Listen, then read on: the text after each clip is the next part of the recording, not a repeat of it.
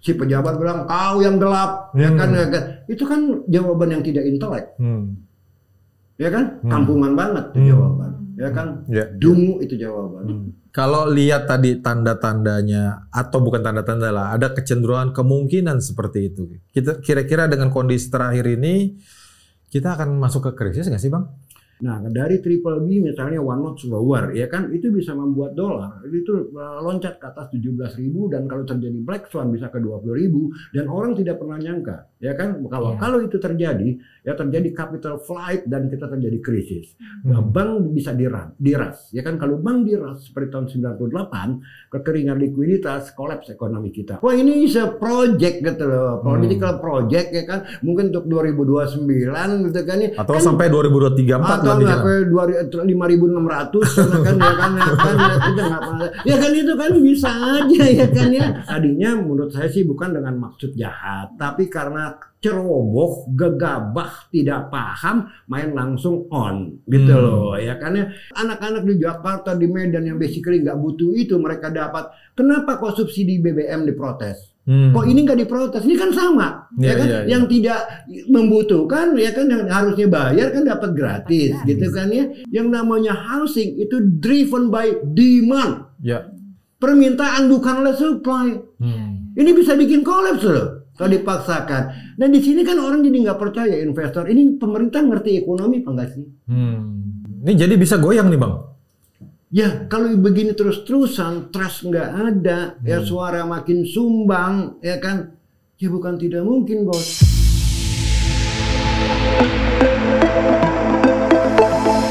Hai, ketemu dengan kami di Tactics, Talking Policy and Politics, dengan saya Didi. Dan Iyo. Ih, kamu rapi banget pakai batik segala.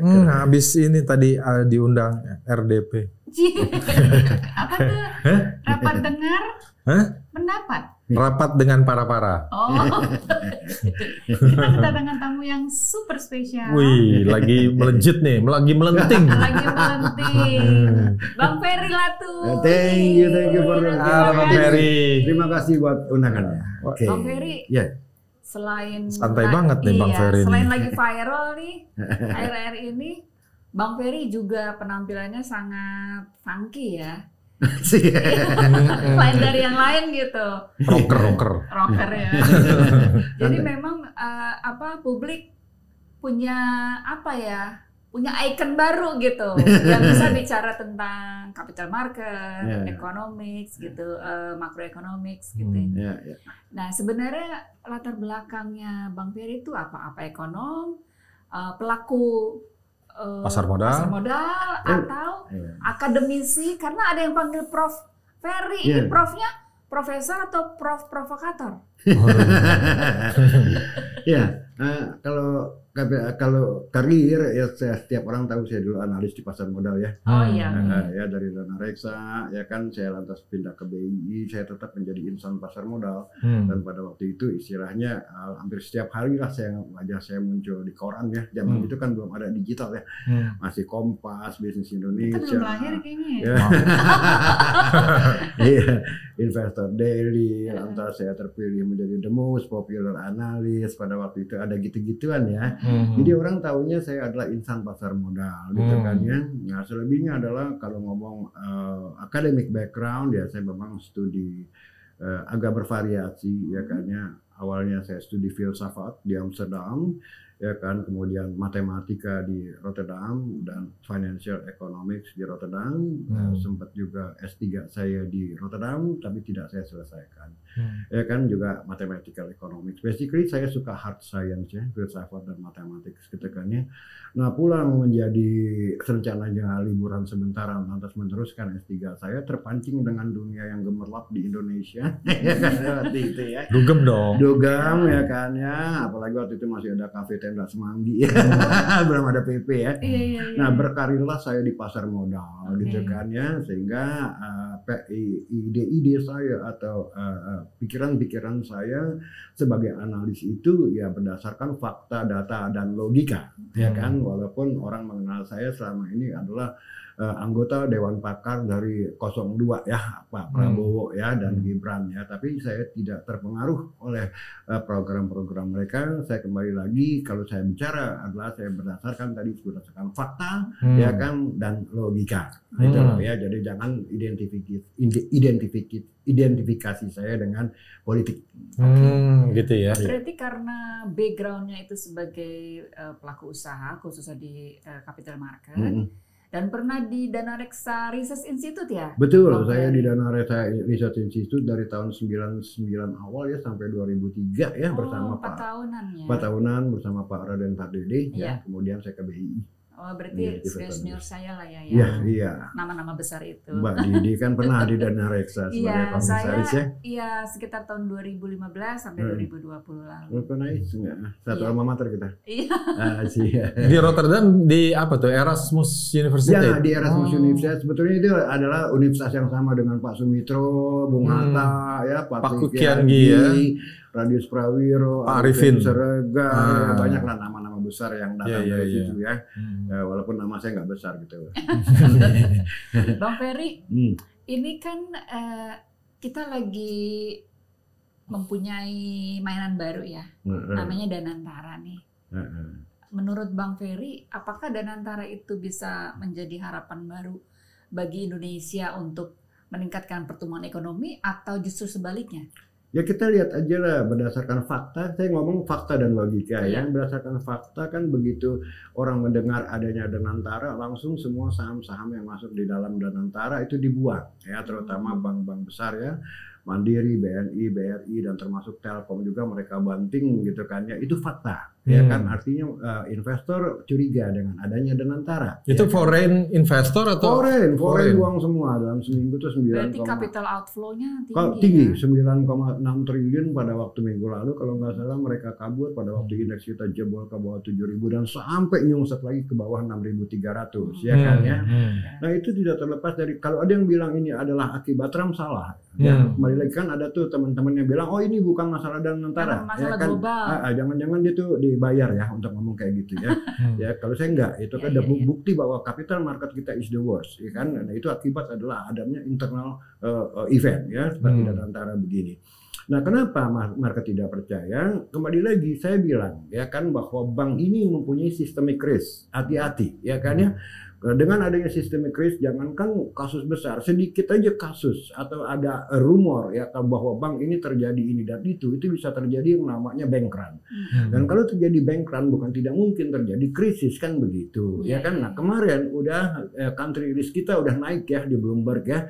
Lantas Morgan Stanley juga underweight ya saham-saham kita ya. Nah saya khawatir kalau menuju krisis adalah kita tinggal menunggu apa yang namanya sovereign rating kita di downgrade, ya kan? Nah dari triple B misalnya one notch lower, ya kan? Itu bisa membuat dolar itu loncat ke atas 17.000 dan kalau terjadi black swan bisa ke 20.000 dan orang tidak pernah nyangka, ya kan? Kalau itu terjadi, ya terjadi capital flight dan kita terjadi krisis. Nah, bank bisa diras, ya kan? Kalau bank diras seperti tahun 98, kekeringan likuiditas, kolaps ekonomi kita. Oleh karena itu, saya berpesan kepada Ketua Dewan Pakar setelah saya tahu adanya Danantara, kepada Pak Burhanuddin Abdullah, saya bilang, Pak, jangan bawa-bawa bank ke dalam perahu ini. Ini sebelum apa waktu dulu di sebelum TKN? Masih di TKN, di TKN ya. Sebelum diluncurkan lah ya. Nah, tapi beliau mungkin tidak paham maksud saya, ya kan, membalasnya dengan senyum-senyum, cerita tentang Cina, ya kan. Nah, akhirnya yang terjadi adalah bahwa bank tidak dikeluarkan, tetap diluncurkan, dan yang terjadi adalah market crash, ya kan. Dan yang kedua adalah kembali lagi itu fakta. Nah, sekarang saya mau bicara logika, ya kan. Logikanya begini, ya kan. Institusinya yang namanya super holding itu tidak kita butuhkan, ini logika, ya kan. Kan alasannya begini, aset dikumpulkan, ya kan? Dengan aset yang dikumpulkan kita bisa melakukan sekuritisasi, ya kan? Artinya kita pinjam duit dengan jaminan aset, ya kan? Duit ini untuk pembangunan, ya kan, whatever, infrastruktur, realisasi, macam-macam. Pertanyaan saya, siapa yang mau minjemin duit? Ya kan, itu kan udah salah gitu kan ya. Apalagi kalau mengacu pada ide Pak Sumitro Joyo Hadikusumo pada waktu tahun 80-an yang mengatakan kita mesti punya satu cangkang, ya kan, untuk mengelola keuntungan BUMN 1%, 5%, ya kan, untuk mengembangkan dividen daripada BUMN ini, ya kan. Nah, kalau itu tujuannya bukan super holding yang harus dibentuk, tapi SPV seperti INA. Kan nggak ada ya kita punya INA ya. Nah, kenapa itu nggak dikembangkan? Itu kan big question mark, ya kan. Tadinya malah mau dibawa INA ke dalam Danantara, ini kan lucu. Statusnya kan secara undang-undang ini sama, tidak boleh dibawa ke Danantara. Ya kan, bisa kabur itu semua investor yang co-investing sama INA. Ya kan ya. Nah, ini nggak jadi gini. Ini akibat ketidakpahaman masalah diluncurkanlah Danantara. Really, mungkin maksudnya baik. Mungkin ya maksudnya baik, tapi karena tidak paham ini jadi bencana. Nah, saya khawatir dengan tadi logikanya tidak ada untuk membentuk suatu super holding, ya kan, tidak masuk akal. Kalau tuh dapat dividen juga cuma 80 triliun, ngapain harus bawa-bawa semua aset yang jumlahnya 14.000 triliun katanya? Kan aneh, ya kan? Dan yang digadang-gadang 900 miliar mereka pun tidak paham. Karena net worth-nya, net asset value-nya itu cuma 10%. Ya kan? Jadi omong kosong kalau dibilang 14.000 triliun. Paling cuma net asset value cuma 1.000, 1.200, 1.300. Dan tidak liquid juga ya Pak? Dan tidak liquid. Jadi kalau memang yang namanya kalau mau ngomong sama seperti katakan sovereign wealth fund seperti Temasek, ini udah salah kaprah. Aset tidak bisa dipakai untuk investasi. Nah, Temasek berkembang karena setiap individual entity tadi udah making money dan duit ini begitu banyak sehingga diperlukan satu rumah yang namanya super holding. Dan mereka bukan cuma untuk bangun proyek, tapi duit yang dikit bisa misalnya beli saham Google, ya, bisa beli saham Apple, ya kan? Nah, ini Temasek gitu loh, ya. Nah, kalau ini kan tujuannya untuk membangun proyek. Come on, man. Ini kan udah nggak masuk akal gitu loh ya. Nah, makanya saya bilang di sini saya jelaskan kepada teman-teman bahwa ini tadinya menurut saya sih bukan dengan maksud jahat, tapi karena ceroboh, gegabah, tidak paham, main langsung on gitu loh ya. Karena itu yang pertama, masalah institusinya.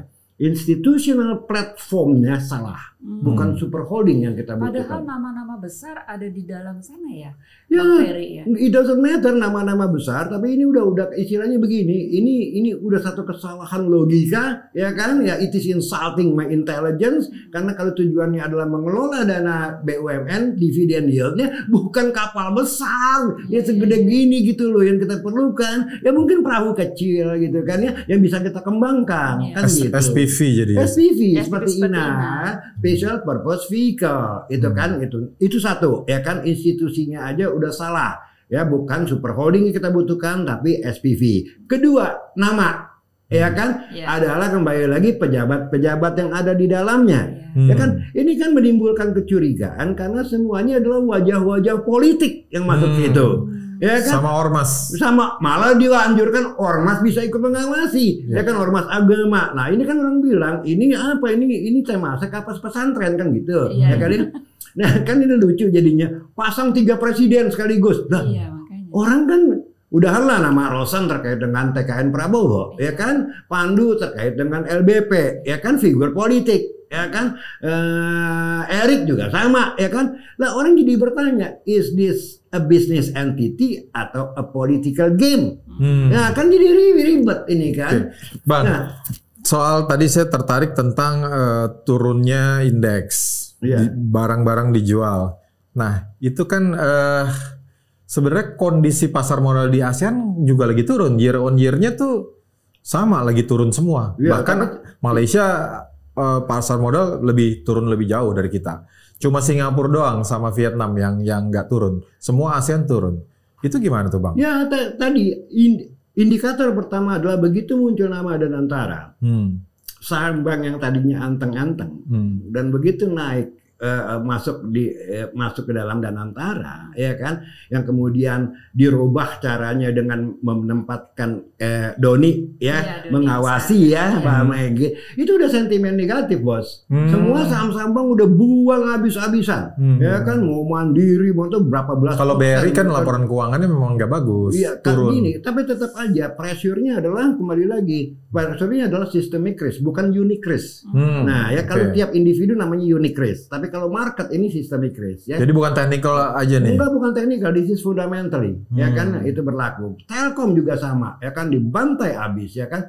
Nah, kalau dibandingkan yang lain sebetulnya kita the worst. Salah kalau dibilang Malaysia. Kalau kita lihat time frame tertentu ya kan, indeks dari 7.900 turun ke 7.500 sampai 6.200. Ya berapa banyak itu jatuhnya ya kan ya. Dan yang kedua, kita lihat pelemahan yang paling sensitif currency. Ya, kita lihat currency kita, dolar itu hampir 16.600 pada waktu minggu lalu ya kan ya.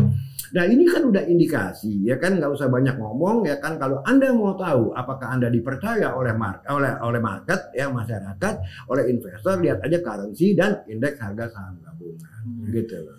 Bang Ferry, tahun ke Indonesia tahun berapa tuh? Sesudah 98 apa sebelum 98? Sebelum 98. Sebelum 96, 95 akhir. Oke. Nah, kalau misalnya kita bandingkan nih tanda-tandanya, tadi misalnya pemeringkatan kita sudah turun, underweight, nanti akan terdowngrade. Iya. Lalu kalau dikaitkan dengan nilai tukar rupiah terhadap USD. Tahun 98 itu kan 97 awal-awalnya kan ada lonjakan, terjadi krisis sistemik perbankan, lalu kemudian dolar 16.000 dan sebagainya, masyarakat mulai banyak PHK, kelas menengah tergerus, akhirnya terjadi sesuatu lah gitu. Ya, terlepas dari Danantara, kondisinya mirip nggak Bang? Gini, nanti masalah miripnya saya ceritakan logikanya, ya kan. Tapi udah jelas indikator ekonomi itu di luar Danantara memang melemah. Kita lihat deflasi yang berturut-turut ya. 5 bulan ya 5 sudah. 5 bulan ya kan, kemarin juga year to date itu masih deflasi loh, bos ya. Artinya apa? Demand, agregat demand kita ini lemah, turun ya kan, sehingga tidak bisa menimbulkan konsumsi masyarakat menurun. Nah, yang kedua adalah berkurangnya jauh middle class kita. Ya kan, dari 57 juta sampai sekarang 47 juta. Mereka kan tenaga booster daripada konsumsi kita. Kalau daya beli mereka turun, otomatis nanti consumption yang porsinya besar dalam PDB kita itu kan turun, ya kan ya. Nah, di luar Danantara, tanda-tanda ekonomi kita melemah ini udah ada, ya kan, ditambah lagi dengan Danantara ya yang sifatnya tadi orang berpikir lebih fundamental lagi. In case Danantara ini menyebabkan krisis seperti tahun 98, ini bahaya. Nah, ada kemiripan kalau saya bilang logika ya kan, antara krisis 98 dengan Danantara yang ada. Yang menyebabkan krisis tahun 98 adalah bank-bank ya, orang beli bank-bank, ownernya mengucurkan kredit kepada proyek-proyeknya sendiri, bos. Ya kan ya, ini kan yang bikin kolaps bank-bank, ya kan ya. Ya, nah ini sama nih. Udah ada tuh Bang, indikasi ke sana membiayai proyek sendiri. Kalau kita lihat logikanya, di dalam satu rumah ada bank, ada corporate. Bukan tidak mungkin bank-bank ini dijadikan vehicle untuk mendanai proyek-proyek yang corporate. Kan begitu. Akibatnya apa? Kan gampang sekali kalau dari overall tinggal colek-colek aja lo bawa, sebutnya side streaming, ya kan ya, ke dalam corporate tadi gitu kan. Ini kan bahaya. Itu logikanya gitu. Walaupun belum terjadi, tapi ada logikanya. Ada similarity-nya dengan picture yang terjadi sebelum krisis tahun 98. Makanya saya menolak sama sekali. Oke, kalau Danantara tidak bisa dibatalkan, please bank-bank ini dikeluarkan. Supaya tidak sistemik. Tapi tidak dikeluarkan. Jebol lah market. Nih sebelum lanjut nih, karena makin berat, saya mau izin ngopi dulu nih. Selamat berbuka puasa dulu nanti yang lagi berbuka ya. Silakan. Ya, thank you. Selamat buka puasa. Thank you. Ini menarik nih Bang. Terkait side streaming nih, sebenarnya kan di luar Danantara kalau saya melihat ya. Ini kan kemarin ini karya-karya dapat penugasan untuk melakukan pembangunan infrastruktur dan sebagainya. Kolaps kan? Ya. Mereka kan kemarin saya sempat lihat ada rapat di DPR itu, komisi berapa itu ya yang mengawasi karya-karya itu. Jadi panggil semua karya. Ini rata-rata Komisi 6 ya. Komisi 6. Net profitnya itu dari setiap project itu cuma 2%. Artinya dengan pembiayaan yang segitu besar. Ini menarik kalau saya lihat. Karya-karya ini kan mendapat suntikan finansialnya dari Himbara. Karena ini penugasan. Tapi yang jadi soal, ini kan mereka kena bunga komersial. Kalau zaman dulu, ada yang namanya Bapindo. Betul. Ya kan? Dengan pembiayaan untuk pembangunan itu tidak sama dengan komersial. Nah, kemarin apakah terhisap oleh Himbara si karya-karya ini juga dengan beban bunga komersial atau gimana tuh Bang? Enggak, dari awalnya aja kalau menurut saya sih ini udah miscalculation ya dari awalnya. Bunga itu sebetulnya nomor 2 ya kan. Karena pada awalnya ketika kita membangun suatu proyek, kita kan perhitungkan cost of fund-nya berapa. Ya kan, IRR-nya berapa. Apakah IRR lebih besar daripada cost of fund? Itu corporate finance yang ece-ecean lah. You don't have to go to school juga sebetulnya tahu gitu kan. Nah, karena ini penugasan seringkali si BOD-nya nggak berani menolak bos, walaupun dalam idenya nggak masuk akal. Gitu loh. Daripada gue dipecat mendingan gue iya aja kan begitu. Ya kan, nah ini bisa terjadi gitu loh. Nah makanya saya khawatirkan ini terjadi di dalam Danantara. Ya berlanjut kan? Gitu ya? Iya berlanjut. Karena begini aja lah, kemarin terakhir kasus Pertamina aja, ya kan, begitu heboh dan begitu besar loh. Dan Pertamina ada di Danantara, siapa yang percaya Danantara? Ya kan, nggak mungkin. Jadi saya bilang gini, kalian itu jangan terpancing dengan total aset yang besar, gitu kan ya. Dan aset itu it doesn't matter at all. Equity harusnya ya. Harus punya equity. Temasek itu equity, hasil pembayaran dividen yang begitu besar karena tiap individual entity-nya memang making money, maka diinvestlah dividen ini, dan investnya ini nggak harus project. Kita bisa beli saham Coca-Cola, bisa beli saham Google, whatsoever. Nah mereka pikir, oh kita punya aset 14.000 triliun, biggest in the world. Come on man. Equity-nya berapa sih Bang? Kalau digabung-gabung tuh semua? Net worth-nya itu kan menurut saya cuma 10%. 10% aja? Iya. Jadi mau ngomong asetnya, aset does not matter. Kalau lu ngomong soal masalah Temasek, you have cash or not, gitu kan. Yang kedua, ini mau dikumpulin lagi nih. Ya kan aset busuk semua. Bagaimana mau capitalize? Yang nggak busuk kan cuma bank-bank. Ya kan? Yang lain itu kan busuk. Kalau dijadiin satu lagi, come on man. Siapa yang you can bisa capitalize itu aset busuk? Siapa yang minjemin duit dengan jaminan aset yang busuk? Kan logikanya kan nggak masuk. Berarti kalau aset net worth-nya 10% 1.400 itu kira-kira bisa di leverage berapa kali itu? Ya kalau kayak gitu-gitu kan gini, masalah leverage kembali lagi secara basic, misalnya abang punya mau bangun satu project, bank tahu, you go to the bank bilang gini, oke, gue bisa profit paling banter LTV ya 70%, lu 30%, ya kan ya, 30%, 70%. Tapi yang menjadi acuan dari bank bukan your asset, yang menjadi pajak pokoknya cash flow-nya. Gue nggak penting sama aset. Emangnya misalnya kita jaminkan rumah, emangnya gue developer mengambil rumah lo, ini second tier, ya kan. First tier adalah projected cash flow, ya kan. Nah sekarang kita mau bangun project apa yang projected cash flow-nya bisa menjanjikan hilirisasi? Nggak akan bisa. Bangun kilang Bang, katanya mau bangun kilang. Ya bangun kilang itu big project, tapi dengan nama BUMN kita yang hancur kayak begini, I don't think you can capitalize, you can leverage. Kan terbukti kasus Pertamina, ya kan, belum lagi ya yang lain lah kita nggak usah sebutin. Artinya apa? Super holding ini yang didirikan ini salah kaprah. Kalau mau tadi abang bilang ya, kita mau bangun kilang, bukan super holding bang, bikin SPV yang namanya fund, ya kan? Fund ini kayak semacam private equity. Ya kan ya, masuk misalnya duit pemerintah 20% atau 30%, kita tarik investor lain untuk satu project. Jadi project base. Project base ya. Ya, bukan super holding. Ya, misalnya saya pengen bangun ekonomi hijau. Saya bikin yang namanya green fund untuk ekosistem development. Ya, gambut, hutan, mangrove, segala macam. Saya perlu seed capital, ya kan? Sedikit aja. Saya pancing investor lain, termasuk offshore, masuk kemari untuk sama-sama kita bangun satu project. Itu modusnya, bukan super holding. Jadi bisa di stripping. Kita mau bangun apa? Kita bikin fundnya. Dan ini menjadi triple P platform, public private partnership, ya kan? Ya ini kan transparan jadi semuanya. Nggak ada swasta yang mau masuk kalau nggak make money. Kan begitu, ya kan? Nggak ada penugasan-penugasan di sini. Kan begitu, ya kan? Ya. Cuma kan saya bilang salah, Jack. Bukan super holding. Lu sekolah di mana sih? Oke, kalau bicara cash flow nih tadi dengan net worth 1.400. Kemarin kan dari hasil pemangkasan anggaran, penghematan, efisiensi, apalah itu namanya, dapat 320 triliun. Apa itu masih belum cukup buat dorongan tuh, Bang? Gini masalahnya kan aneh, dibilang sovereign wealth fund gaya Temasek, tapi ngambilnya duit negara, kan lucu.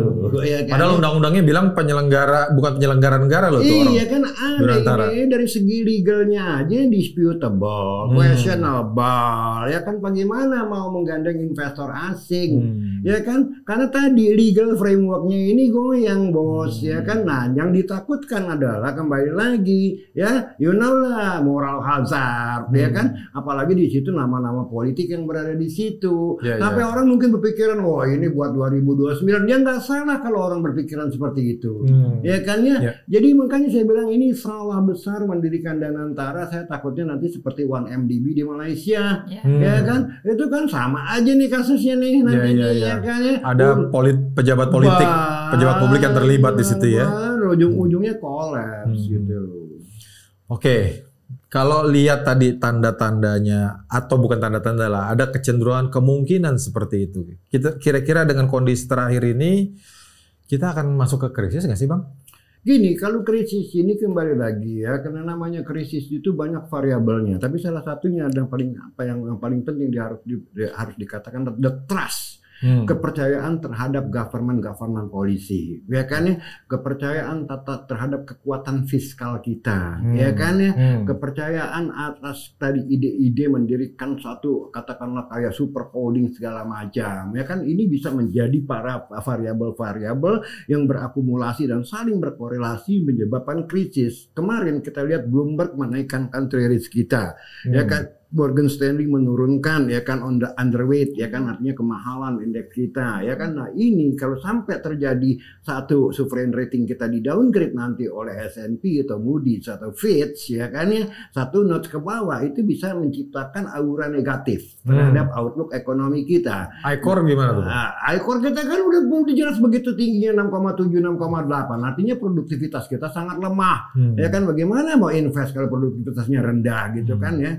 Nah ini saya khawatirkan, balik lagi ke sovereign rating, jangan sampai ini di downgrade. Kalau ini di downgrade malah bisa, tadi saya katakan, ini bisa leading to crisis. Nah kembali lagi, kenapa kebijakan-kebijakan pemerintahnya pun tidak dipercaya oleh investor? Misalnya makan bergizi gratis sampai 171 triliun, manfaatnya apa? Saya tanya, kalau mau bikin benar-benar makan bergizi gratis, pakai sistem voucher aja, ya kan? Dan cuma diberikan kepada daerah-daerah tertinggal yang memang membutuhkan. Nggak usah dibagi rata semua. Kan lucu, ya kan, anak-anak di Jakarta, di Medan yang basically nggak butuh itu mereka dapat. Kenapa kok subsidi BBM diprotes? Kok ini nggak diprotes? Ini kan sama, ya kan? Yang tidak membutuhkan, ya kan, yang harusnya bayar kan dapat gratis, gitu kan ya. BBM harusnya pakai voucher juga bisa ya? Iya, misalnya walaupun lebih complicated, tapi ini makan bergizi gratis seharusnya pakai sistem voucher, administration lebih gampang, nggak bisa terjadi korupsi ya kan? Artinya bukan nggak bisa, susah melakukan korupsi karena sistem voucher. Karena gitu, direct kan? Direct, dan berikan kepada mereka-mereka yang membutuhkan. Yang memang membutuhkan. Kalau alasannya ini karena stunting juga nggak masuk akal, Bang. Karena apa? Stunting itu begitu orang kena di usia balita, dia hampir tidak bisa disembuhkan karena mengecil, dia punya kognitif. Stunting itu dari perut ibu. Dari janin. Golden periodnya udah lewat juga kan? Udah lewat sampai usia 2 tahun. Persis. Dan kita lihat kemarin video-video ya, yang tidak ada indikasi stunting, anak-anak SMK misalnya, itu kan SMA ya kan, badan segar-segar, mukanya cerah-cerah, ditanya 8 kali 7 bingung. Ya kan? Ini kan nggak ada masalah dengan gizi dan stunting. Dan kalau memang mau berpikir tentang stunting, itu pencegahan bukan pengobatan. Ya kalau pencegahan berarti ibu hamil, anak-anak yang balita bawah 5 tahun. Begitu dia udah kena, udah nggak bisa, Bang.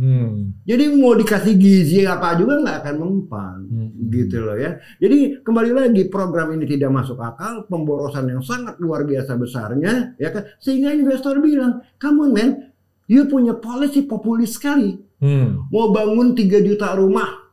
Duitnya dari mana? Ya kan? Ya. Kan gila. Orang akhirnya berpikir, oh ini nanti Danantara, berarti bank-bank ditodong. BI kemarin bilang, 130 triliun akan saya kucurkan. Lah, ini aja udah nggak ngerti masalah ekonomi. Yang namanya housing itu driven by demand. Ya. Permintaan bukan oleh supply. Ini bisa bikin kolaps loh kalau dipaksakan. Nah di sini kan orang jadi nggak percaya investor. Ini pemerintah ngerti ekonomi apa nggak sih? Kan gitu ya. Sebenarnya gini, kalau dari sisi rumah ya, kalau saya ngeliat dulu kan ada aturan ya zaman dulu ya, kewajiban 136 tuh, seingat saya tuh. Setiap pengembang dia membangun 1 rumah mewah, 3 rumah sedang, 6 rumah sederhana. Malah berkembang kalau seingat saya tuh 1, 3, 6, 12. Rumah sangat sederhananya harus 12 untuk setiap 1 rumah mewah. Kalau misalnya itu ditegakin lagi dari setiap pengembang, udah cukup belum sebenarnya? Nggak bisa, itu kan aturan ya, mengharuskan pengembang. Kan kembali lagi, housing itu based on demand. You mau bikin aturan apa aja, 1, 3, 6, 12, 20, it doesn't matter at all, demandnya ada apa nggak? Ya kan itu kan cuma fiksinya. Nggak, demand kan selalu ada bang. Rumah, semua orang butuh rumah. Dia kan masalahnya kembali lagi, apakah punya daya beli? Kan itu bos. Katanya mau dikasih gratis, tapi nggak mungkin lah. Gimana mau duitnya dari mana? Ngembaliin modalnya gimana ya kalau gratis? Bang masa mau ditodong? Kan gila, ini kan dana pihak ketiga. Ya kan bagaimana sih? Ini satu kembali lagi, tidak paham ekonomi. Itulah the root of all evil. Jadi yang benar Ustadz Yusuf Mansur ya? Kenapa? Yang benar Ustadz Yusuf Mansur ya? Dari mana uangnya? Ya kan ujung-ujungnya kan oke, you have a number of ideas, thousands, millions of ideas. Masalahnya lu punya duit apa enggak? Ya kan? Proyek-proyek ini kan program-program kerjanya Pak Prabowo ya. Pada saat disusun ya dulu ya. Di TKN tuh. Program kerja apa sekarang namanya? Kalau dulu Astacita itu Bang Ferry terlibat nggak? Enggak. Saya tiba-tiba nyemplung setelah Astacita itu dirumuskan, satu ya kan ya. Nah yang kedua saya lihat yang masuk akal adalah masalah green economy ya kan, masalah energi terbarukan segala macam. Oleh karena itu saya fokus on green fund. Saya bikin green fund. Saya udah bikin semua pitch deck-nya ya kan, tinggal diluncurkan gitu kan. Kenapa green fund? Karena kalau kita ngomong yang bisa menjadi comparative advantage kita ya kan, itu adalah mother nature, alam ini. Kita jangan bersaing sama Cina di tempat yang lain. Kita mau bikin manufacturing udah nggak bisa melawan Cina bos. Ya kan? God made the world, the rest is made in China. Kan gitu. Kenapanya ya? Satu-satunya yang bisa kita capitalize mengundang investor masuk adalah bagaimana menata alam kita menjadi paru-paru dunia. Kita punya hutannya. Yes, kita punya hutan, dihijaukan lagi. Ya kita punya gambut, kita punya hutan bakau, kita punya alga. Ya kan? Ganggang biru ya. Iya, dan ini bisa mengundang investor masuk karena ada keperluan karbon kredit. Betul. Kan gitu, ya kan? Nah, makanya saya nggak ikut-ikutan Astacita, cuma satu lihat, wah ini masalah green economy, hot issue all over the world, masalah karbon, climate change, segala macam, maka saya fokus on that. Ya kan? Sampai saya bikinin pitch deck-nya. Ya kan, tinggal di-on-in aja, ya kan? Nah, begitu juga dengan membangun yang lain, infrastruktur, bikin fund-nya. Bahkan saya mau bikin yang namanya Eco Tourism Fund. Setelah teman saya datang ke Ambon sana, Kepulauan Maluku sana, ya kan, dia foto-foto segala macam. Ada beberapa teman yang bangun cottage di sana, and they make money, ya kan. Dan masyarakat diberikan kerja, alamnya dipelihara. Saya bilang, gua bikin yang namanya Eco Tourism Fund. Ya kan, duitnya dari mana? Seed capital masuk, share roadshow ke Belanda, endowment funds masuk, kita bangun cottage, mengembangkan tourism. Jadi itu modus yang harus kita jalankan, bukan Danantara. Kalau membangun negeri ini. Oke. Nah ini kan nasi sudah menjadi bubur, Danantaranya udah jadi. Kata orang, gimana kita bikin ini supaya jadi bubur yang enak? Nah gimana saya bilang kan begini, ini ibarat bayi, ini udah lahir. Iya makanya. Nggak bisa dimasukin lagi ke perut emaknya kan? Gitu ya kan ya. Nah sekarang bagaimana bayi yang lahir cacat ini, saya sebut cacat. Ya kan, karena memberikan sentimen yang negatif, kita operasi tangannya, hidungnya, mukanya sampai dia normal lagi. Bisa tuh bang? Bisa. Nggak jadi Frankenstein nanti? Enggak, bisa. Bisa, tapi saya nggak akan cerita. Ilmu itu mahal bos. Gitu ya. Itu di sesi selanjutnya. Nah, itu di sesi selanjutnya. Nggak ada yang manggil untuk cerita? Ya ada sih, ya, tapi saya nggak akan cerita. Tapi Lo enggak yang berkepentingan dong dalam hal ini. Ya kalau yang berkepentingan manggil saya ceritain, tapi saya nggak akan gratiskan di publik. Oh iya. Nanti kita di belakang aja Bang. Iya. Ya gitu bisa. Artinya apa? Kembali lagi analogi saya. Jadi masih bisa diselamatkan. Masih bisa diselamatkan. Iya kan? Sebelum jalannya terlalu jauh. Betul. Nggak mungkin kita masukin bayi itu lagi ke perut ibunya. Nama-nama besar ini gimana Bang? Apakah ini yang membuat sentimen negatif? Kembali salah satunya atau gimana? Gini, yang menjadi sentimen negatif pertama adalah kembali lagi bank itu masuk ke dalam Danantara dan bank bisa takutnya orang bilang ini bank mau dipakai untuk mendanai ini itu dipaksakan gitu kan. Jadi curiga ya itu bank itu kolaps satu. Ya kan yang kedua adalah nama-nama politik yang masuk ke situ. Figur-figur politik. Oke, fine Pandu, Rozan, Erik profesional. Oke, fine they have integrity barangkali misalnya ya kan ya walaupun harus dikonfirm lagi digali lagi track record mereka. Oke, tapi more than that adalah bahwa mereka terkait dengan kekuasaan, bahwa mereka terkait dengan politik itu fakta yang tidak bisa dihapus di kepalanya investor. Emangnya nggak ada orang lain kan gitu. Kalau saya nyebut beberapa nama bukan orang saya. Ya kan misalnya saya nemu si A gitu kan, lu gara-gara si A nggak dipakai lu marah-marah enggak. You can choose anyone. Tapi asal tadi tidak terkait dengan politik sehingga orang percaya bahwa dia pure profesional lah ya. Pure profesional sehingga ini menjadi business entity dipercayanya bukan political game. Dan penasihat-penasihatnya itu nggak perlu orang pengawas-pengawas, nggak perlu orang politik ya. Ngapain juga 3 presiden gitu kan. Ada Tony Blair lagi. Ada Tony orang luar gitu kan. Sekaliannya Komeng kenapa nggak dimasukin? Ormas agama itu lah yang menjadi pengawas. Iya kan lucu gitu. Jadi dari awal akhirnya kembali lagi ini bayi yang cacat.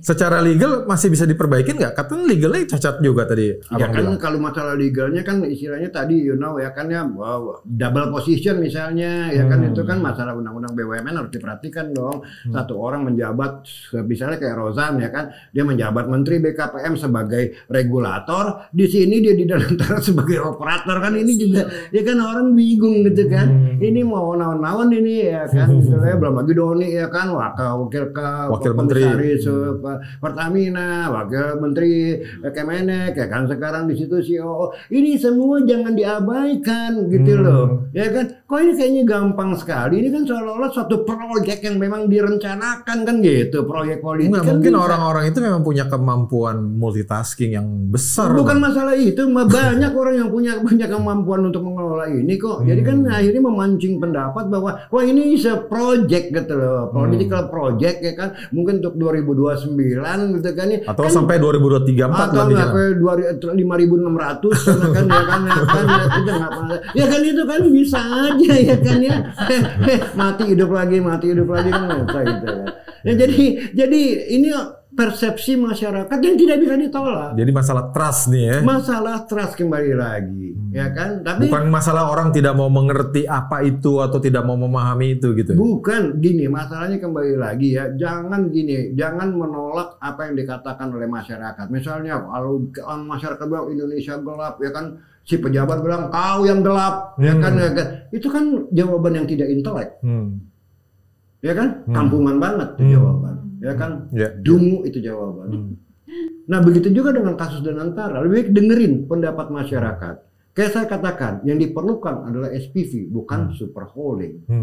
Ya kan ya, itu menjadi kendaraan. Kenapa SPV? SPV bisa membuka foreign direct investment, ya kan, melalui platform Triple P, Public Private Partnership, ya kan. Ini kan jauh lebih sederhana. Ya kelihatannya kok pemerintah santai-santai aja ya. Hashtag yang kabur aja dulu itu kan anak-anak Gen Z kan. Iya.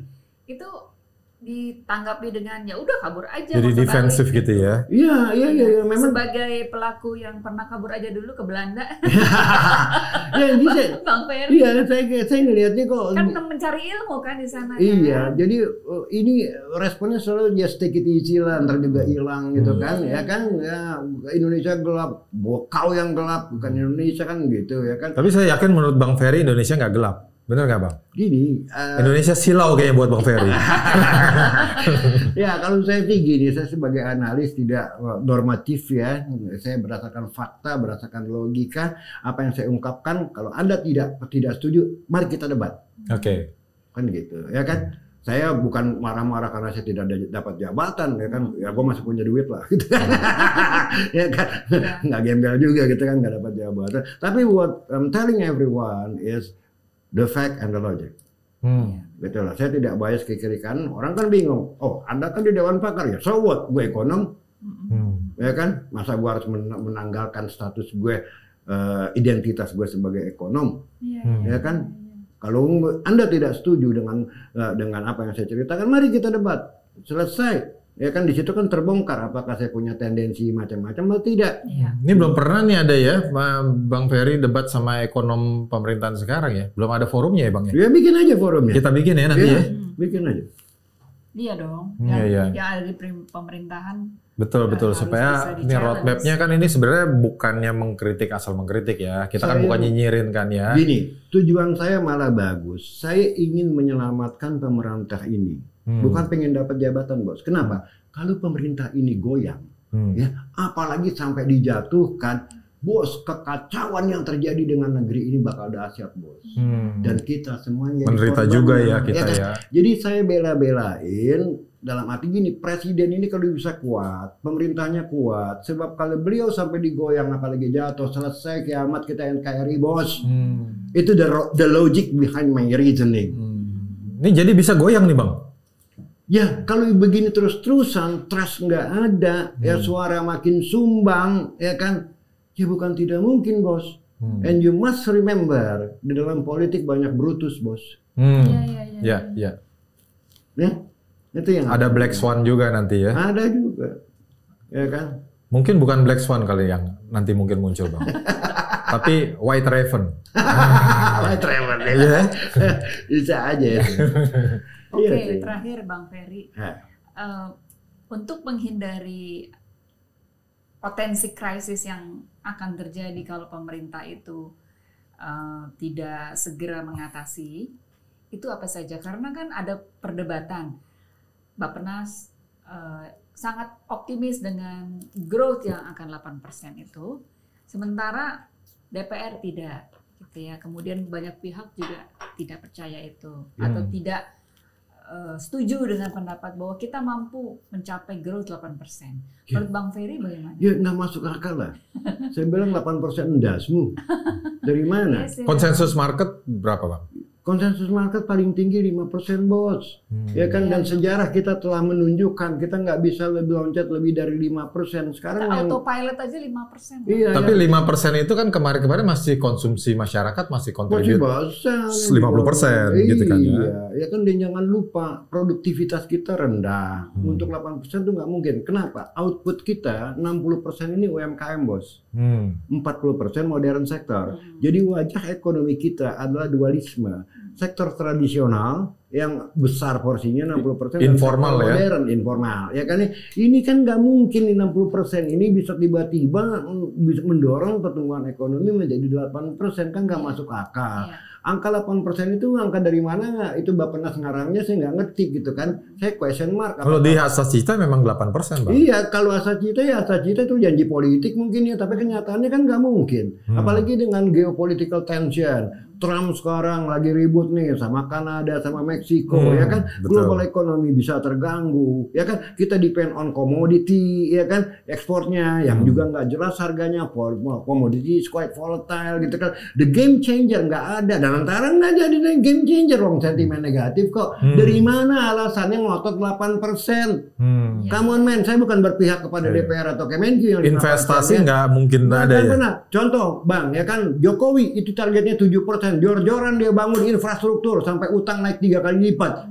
Hasilnya kan nggak lebih dari 5%. Ya kan, men. Ya, apalagi sekarang dengan defisit yang begitu tinggi, bayar utang 800 triliun, tahun depan juga masih 800 triliun. Belum bunganya itu baru pokoknya. Belum bunganya, debt service rasio kita, ya kan, bayar bunga dalam APBN kita 17% loh, Bos.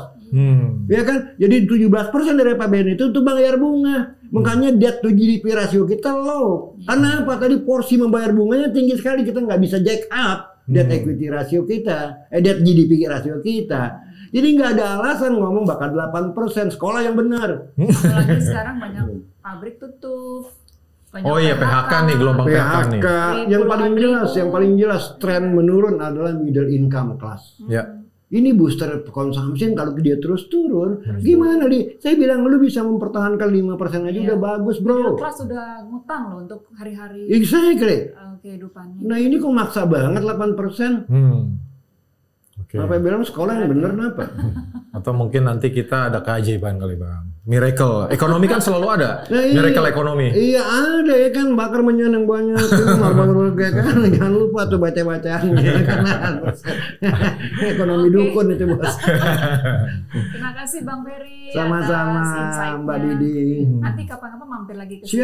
Siap, anytime. Information is necessary untuk masyarakat ya. Jadi ide saya adalah mencerahkan masyarakat. Oke, terima kasih atas perhatiannya. Jangan lupa di subscribe, komen. Mungkin ada pertanyaan untuk Bang Ferry bisa ditanyakan di kolom komentar. Sampai ketemu lagi. Thank you. Bye. Bye-bye.